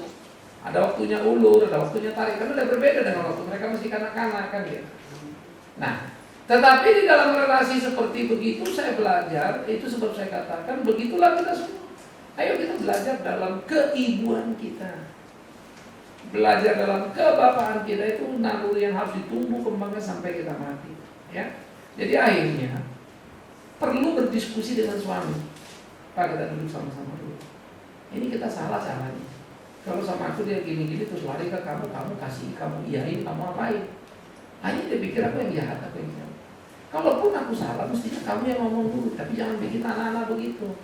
Tunggu dulu, Papa cek ke mama. Nah kenapa gini. Tapi dia memang begini, bolehlah kita beli ya. Ya terserah Papa. Biar anak tahu. Oh pada akhirnya mama juga yang bilang. Cuma karena mama bilang terserah, ya Papa beliin kan gitu kan. Sehingga si anak selalu kan tahu. Anak-anak saya malah udah pengen banget ya, mamanya dulu, habis itu dia datang ke saya. Pak ini dulu, Pak ini. Tanya mama, udah keluar SIM-nya. Izinnya udah ada. Ya saya tinggal cross check. Karena kita bisa baca nih anak-anak kan, kebiasaan mereka kayak apa. Nah saya mesti belajar konsisten juga, jangan 1-2 kali gitu lalu 3 kali enggak kan. Jadi nggak gampang kan? Memang iya. Kalau orang bilang gampang jadi bapak, penipu itu. Gampang jadi mama, pembohong itu. Memang susah. Kita harus belajar, ya. Jadi tidak boleh dan adalah sebuah kesalahan besar kalau sama mamanya dia nggak dapat lalu bapaknya kasih. Apalagi kalau dengan aktif ya. Malu memang begitu tuh. Waduh. Mama lo ini payah nih, wah dijelekin suaminya atau suami jelekin istri jelekin suami itu kacau, nggak boleh. Karena jangan lupa, suami adalah urusan kita dengan suami kita kawin dengan dia. Tapi anak itu bapaknya. Jangan suruh anakmu kurang ajar kepada bapaknya hanya karena hubungan kita dengan suami kita nggak beres. Tahu nih? Ajar Muhammad. Itu urusan kita. Jangan anak dikompori untuk hal yang salah ya. Itu harus hati-hati. Karena kalau itu terjadi, ya mungkin kita rumah kita. Ya semua kan kita ini satu kesatu ikatan di dalam rumah. Ya, ya hancur kita semua. Makanya itu tuh perlunya hati-hati. Ya, good. Ada lagi?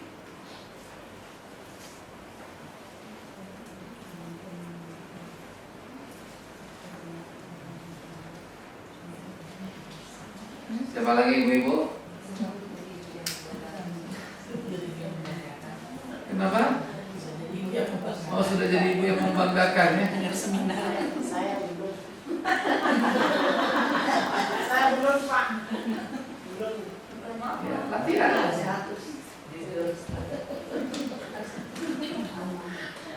Bersama pertanyaan saya tadi sama ibu, masalah ibu dengan anak dengan bapak. Kenapa bapak ini selalu mengambil hati apa karena keuangan? Karena uang kita kan udah pas-pas uang belanja. Jadi kalau anak kita marah ke kita, bapaknya membela, apa kamu bilang? Apa tadi kamu bilang? Nah, tanya yang bilang ya begini. Kamu pun kenapa nggak kamu kasih? Lalu dikasih bapaknya kan? Karena kita jadi pas-pasan beli makeup tadi. Jadi dari anak ini bisa kita jadi nggak akur sama suami. Nah, karena tadi kan kita sudah bertengkar sama bapaknya didengar. Lalu pernah bapaknya anaknya ini membela bapaknya. Lalu kita ditarik anak kita. Sudah ditarik, didorong sekuat tenaganya. Kan?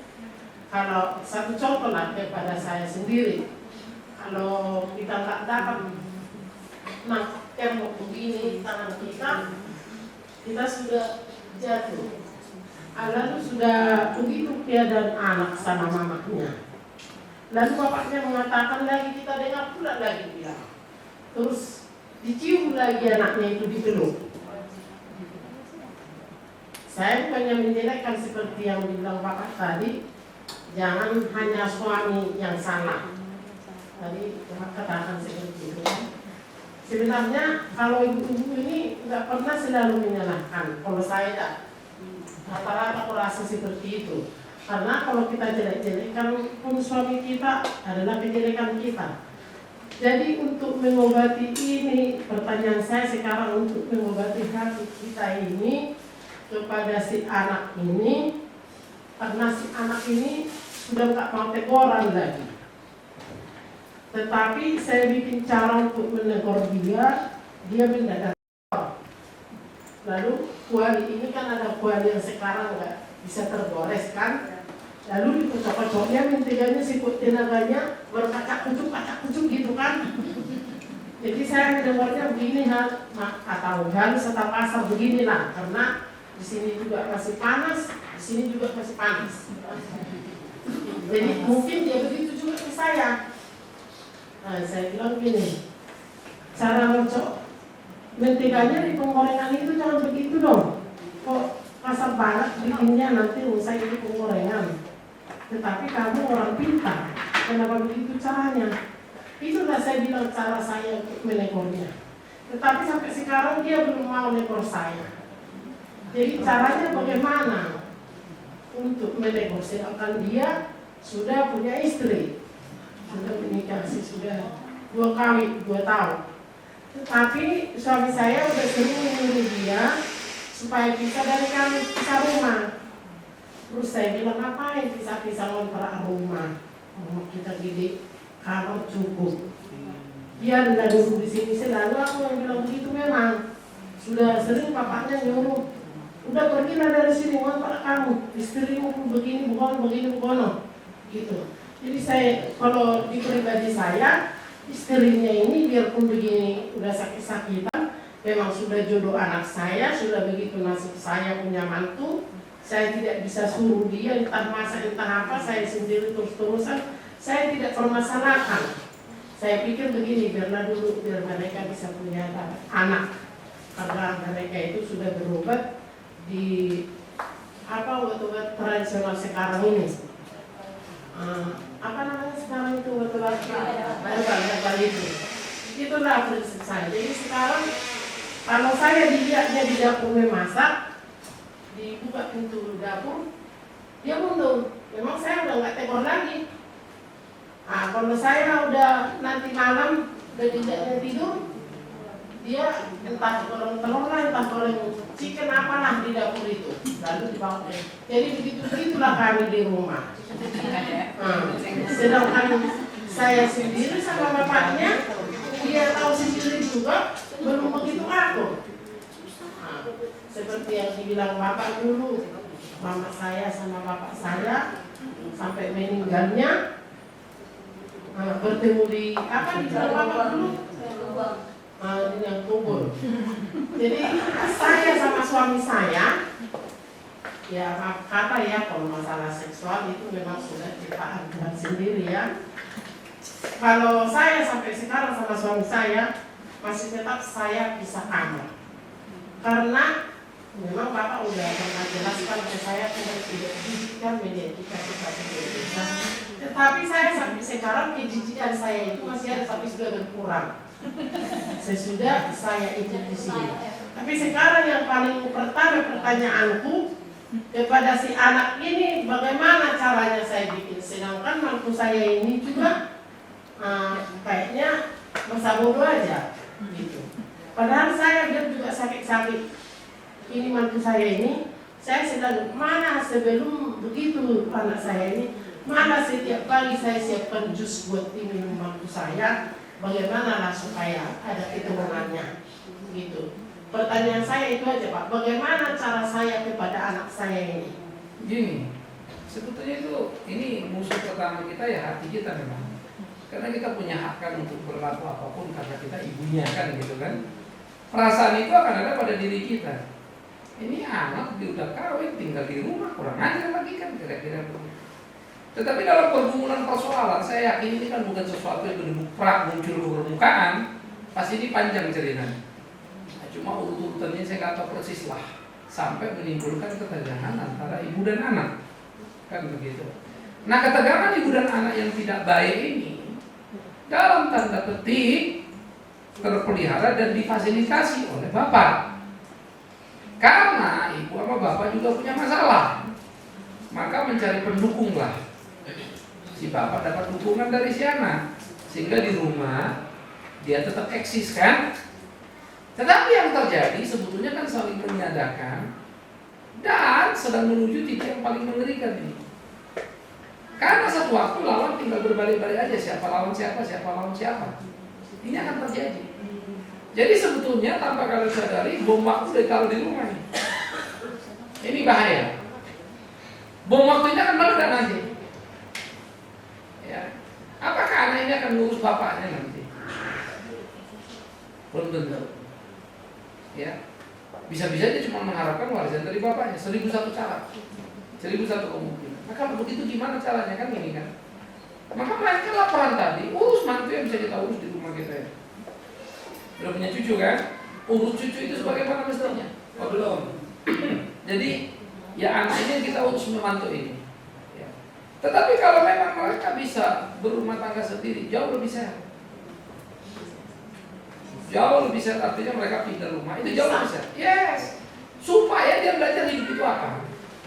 Dan dia akan mengalami kesulitan di sana. Enggak setiap waktu nanti apa yang dia mau dia ada. Karena yang ada itu kan tadi ada di rumah. Nah itu kan menolong seorang baru sadar diri seringkali. Kebergantungan seperti yang hidup sekarang seringkali membuat orang lupa diri. Sehingga jadi kurang bertanggung jawab karena semua ada. Itu kan mestinya di rumah itu bersifat sementara. Tetap kalau dia punya anak, misalnya kalian tinggal sini, tapi dia tetap punya rumah sendiri. Yang harus diurusinya, dia harus bertumbuh, dia harus berkembang. Itu kan rumah tangga. Bahwa dia beli rumah kita bantu, itu nomor 2. Itu kan teknis. Ya. Saya kalau nanti anak saya mau perlu rumah, saya bantuin beli rumah. Tapi saya akan hitung-hitungan sama dia. Ini rumahnya segini, ini DP-nya Bapak bantu nih misalnya ya. Terserah kalian mau balikin kapan. Harus ada kewajibannya. Dia nikah kok. Ada mau bayar itu 10 tahun, 20 tahun, 100 tahun, ya terserah lah. Kalau kita mati ya kirim ke surga kan gitu. Tapi ada kewajiban anak, itu harus prinsip. Namanya dia berani menikah, lain warisan kan. Toh kalau kita mati kan ke mereka-mereka juga. Tapi kalau dia tidak tahu berjuang dan bagaimana untuk itu, kita yang membunuh dia. Rumah dibeliin, mobil dibeliin, nantinya ya gak usah kerja pun dia dapat semua. Lupa diri. Jadi kita nggak racuni sebetulnya. Tapi kalau kita sedang memodali dia untuk dia berhasil, habis itu selesai. Tolong hitung-hitungannya clear. Untuk dia mandiri, bukan bilang ini, masa sama anak hitung-hitungan? Bukan. Dia harus mandiri dan kita membantu dia untuk mandiri. Tapi dia kita taruh kewajiban. Itu perlu ya. Nah, makanya banyak sekarang anak-anak ya. Ini cuma nungguin bapak emaknya mati aja. Supaya warisan. Karena udah dilatih sebetulnya. Kalau saya bilang orang tua goblok kalau sudah mewaris-warisin anak-anaknya lagi. Kalau saya nggak bakal. Urusan saya ini. Kalau mati nanti kalian baca wasiat itu. Apa di situ dilakukan? Jangan belum mati dia rasa ini punya diri. Jadi kurang ajar. Nah itu yang tak boleh. Nah jadi makanya di dalam bagian seperti ini kita pikir kita hebat, kita pikir kita bijak, tapi sebetulnya kita tolol sekali. Nah kalau itu balik lagi tadi, udahlah kalau suami begitu, ya suami kan gak ikut wanita bijak kan ya. Wanita bermahkota kan gak ikut ya. Yang sejati disuruh dia, emang saya kurang sejati gak bisa gitu jawabnya. Jadi biarkan dia berproses sehingga bagaimana kemudian memahami kebenaran. Biarlah waktu. Tetapi yang kedua, kalau boleh, ingatlah tadi kan sudah berkurang sekarang rasa benci kan? Ya sudah, kunci kamar itu pindah ke kamar sebelah ya. Tapi ya Pak yang ngeluarin pakaian saya mau bilang cerai. Bukan, itu kan jangan itu dulu lah itu. Sekarang yang mulai urus kamarnya itu urusin dia. Kenapa kamu urus gini? Enggak lah, aku udah belajar kebenaran dan harus lakukan.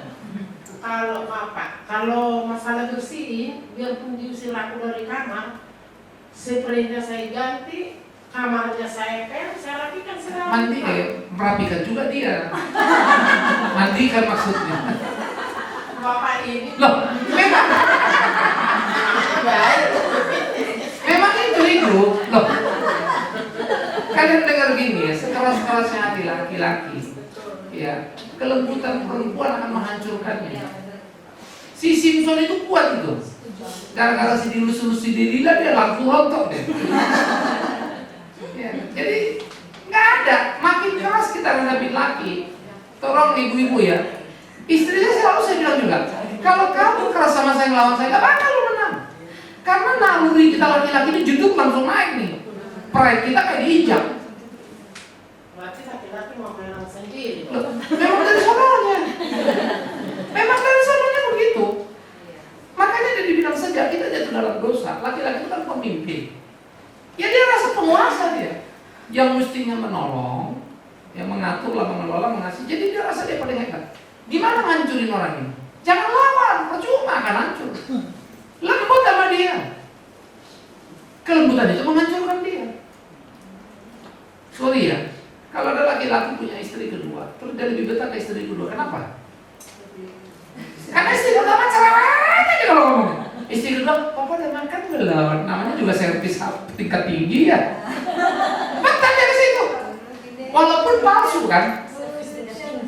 Kita bilang palsu. Yang pertama kan rasa berjuang sama-sama. Lu kere miskin, sama gua setia sampai lu kaya. Jadi perasaan itu yang itu terus betul dia luka, betul dia sakit, lalu dia terang gimana? Ini rasa teror, pergi sana lembut, ya diterima.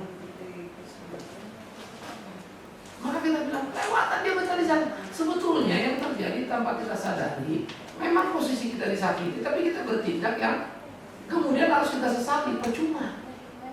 Padahal kalau dia begitu kita tetap lembut, dia akan merasa apa? Dosa banget. Aduh, aku begini, istriku tetap baik. Bergumul itu. Walaupun lagi-lagi gengsi itu tidak membuat dia segera bilang sorry, tapi perubahan hidupnya kelihatan. Tapi mulutnya nggak keluar tuh kadang-kadang omongan. Sorry, aku salah. Ada yang keluar, tapi banyak yang enggak. Tapi yang penting kan apa? Perubahan sikap. Karena orang Indonesia kan tidak terlatih. I love you, I am sorry, nggak ada gitu. Itu orang Barat. Kita nggak dilatih begitu kan, apalagi orang Batak. Mana ada yang sorry I love you kan? Asal dipegang tangan I love you kan? Ada. Bukan, secara umum lah maksudnya. Ya aku kan salah satu. Tapi secara umum orang Batak nggak begitu. Maka susah cari laki-laki Batak yang kalau katanya lembut sama istrinya kan. Enak banget loh, aku sih. Oh rumah ngomong sama istrinya kayak ngomong sama kontakku. Dan memang iya. Coba kalau kita pergi pesta Batak itu kan, ini loh. Karena kita bilang di depan orang untuk maksudnya, kalau apa tadi kau? Lu ngomong sama istri kok kayak ngomong sama apa? Saya bukan apa, nggak betah lihat gitu. Lewatan juga laki-laki semua. Teman-teman saya selalu kalau saya bilang anak-anak saya nggak boleh begitu. Emang apa bahagia hidup kita? Perempuan-perempuan ini jadi kasih hati, buset dah. Ya kalau nggak kasih hati kasih ampel aja. Jadi ini percayalah, coba lah ya.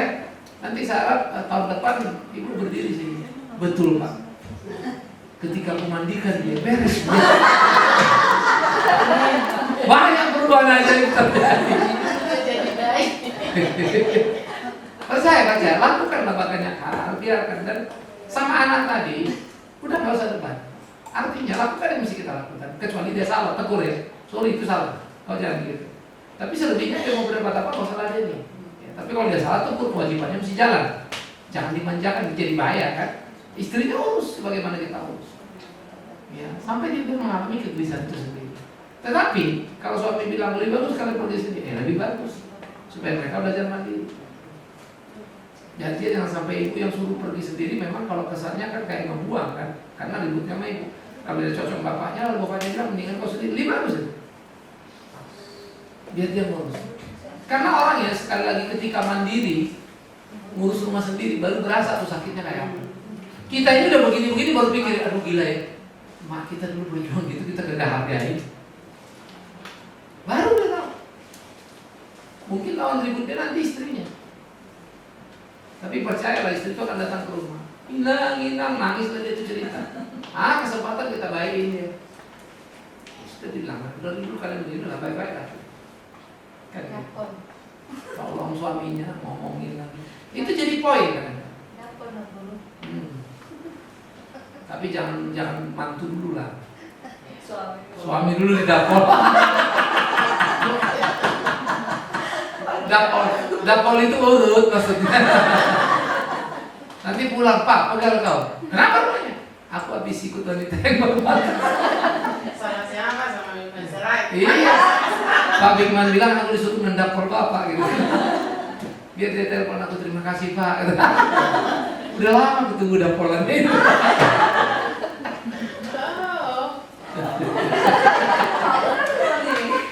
Ayo nama ngului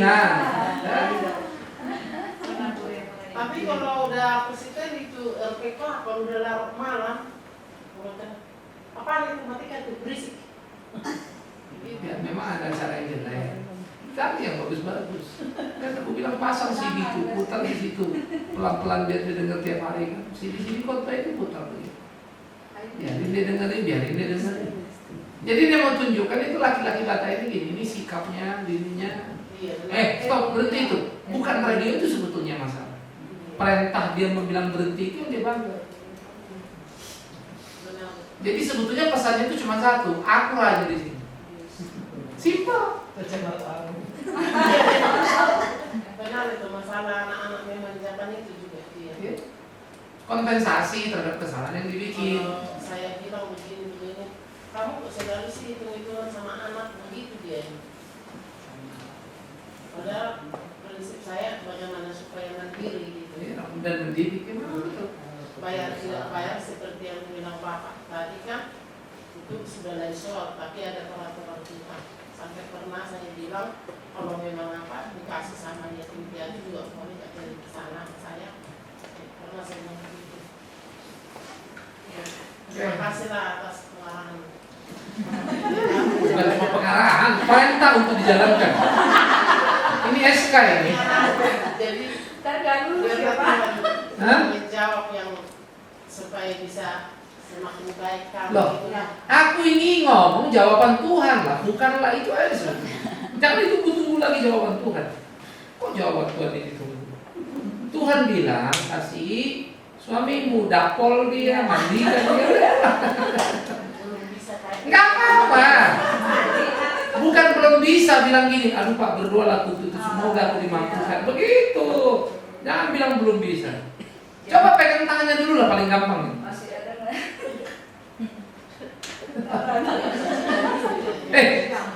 Itu yang di sini tuh dibersihin dulu.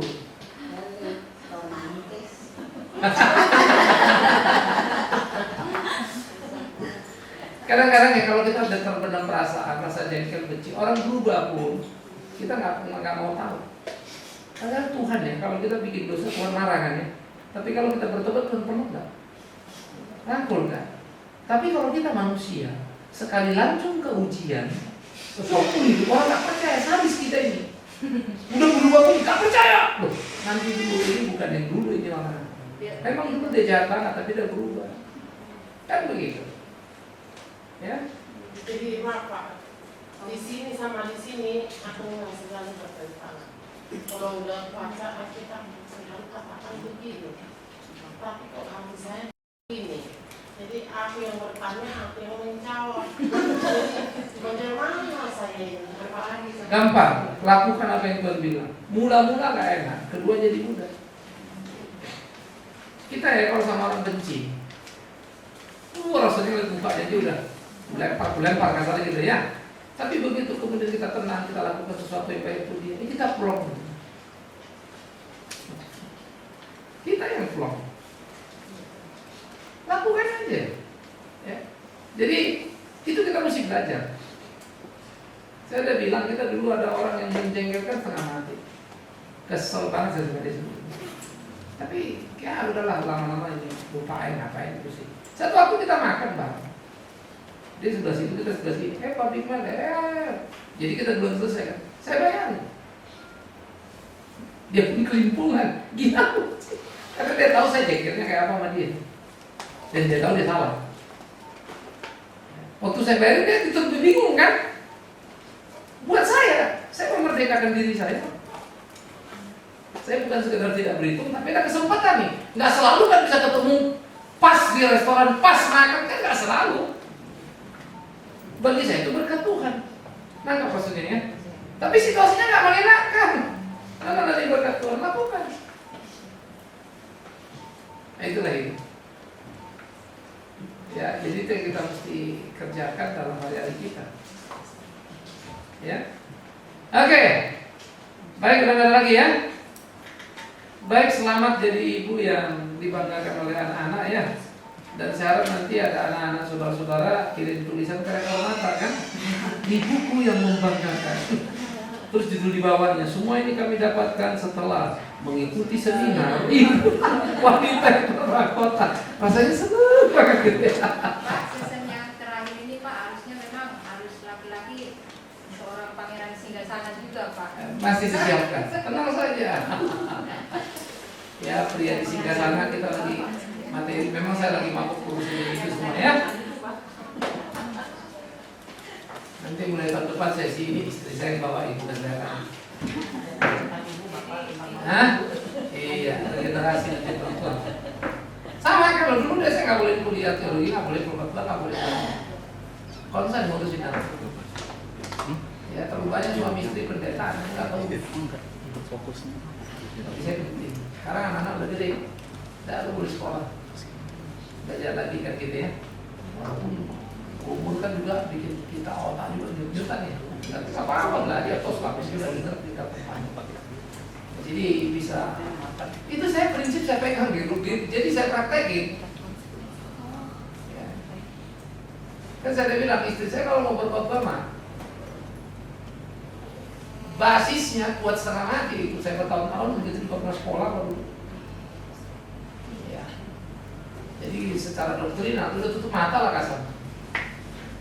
Jadi tetapi tadi kalau dia kemudian pergi untuk khotbah, saya khotbah, anak yang ngurus siapa itu di rumah nanti lalu bilang mulu bapak main.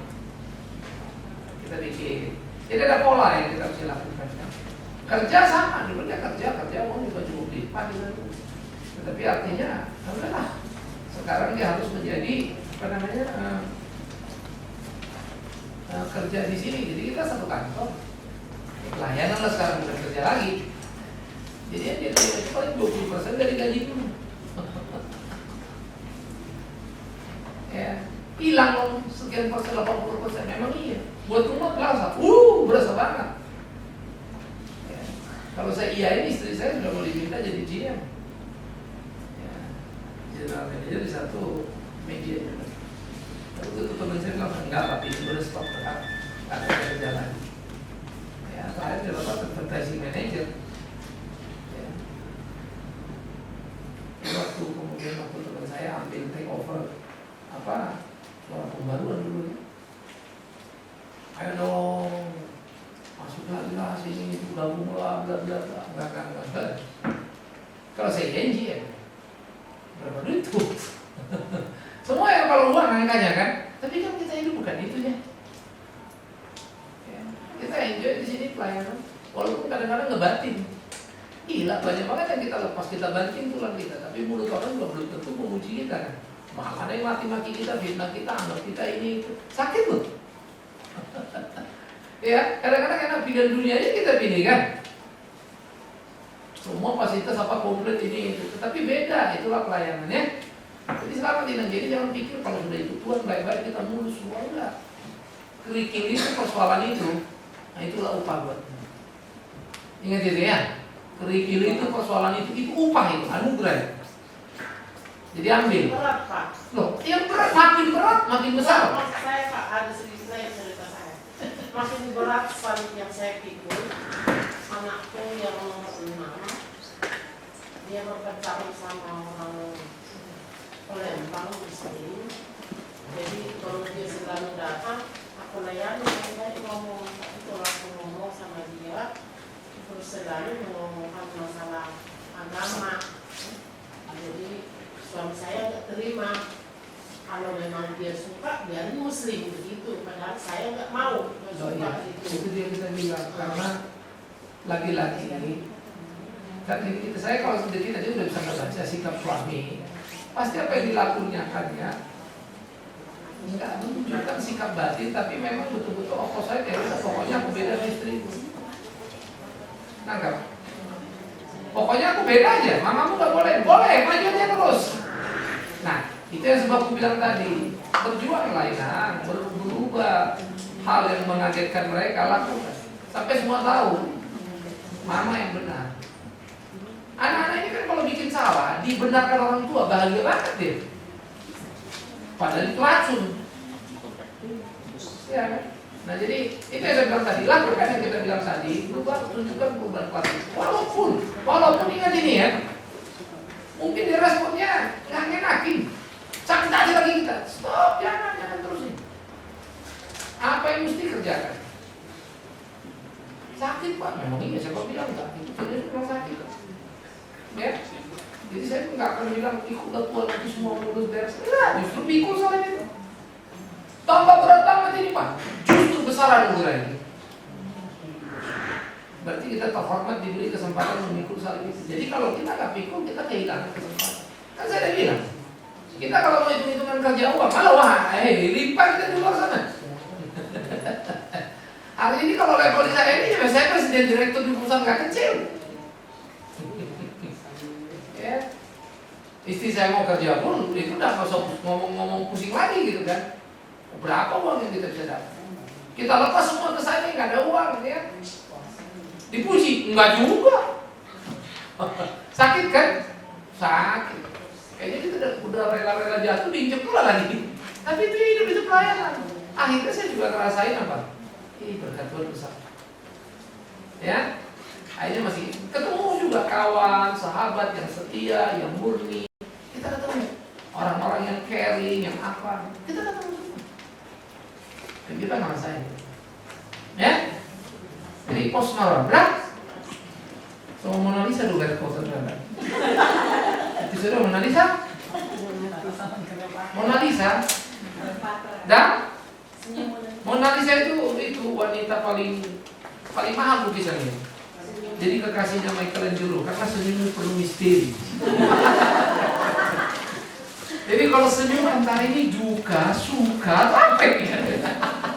Itulah yang bertanya.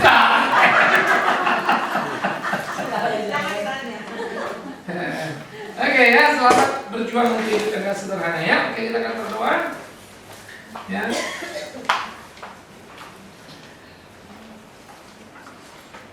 Apa di dalam surga kami bersyukur dan berterima kasih untuk hari-hari kami, seminar kami yang terus bergerak maju rindu kami tak hanya sekedar bertambah dalam pengetahuan, tetapi mengalami perubahan yang utuh dalam kehidupan sehingga hidup kami menjadi hidup yang berkenan kepada Tuhan.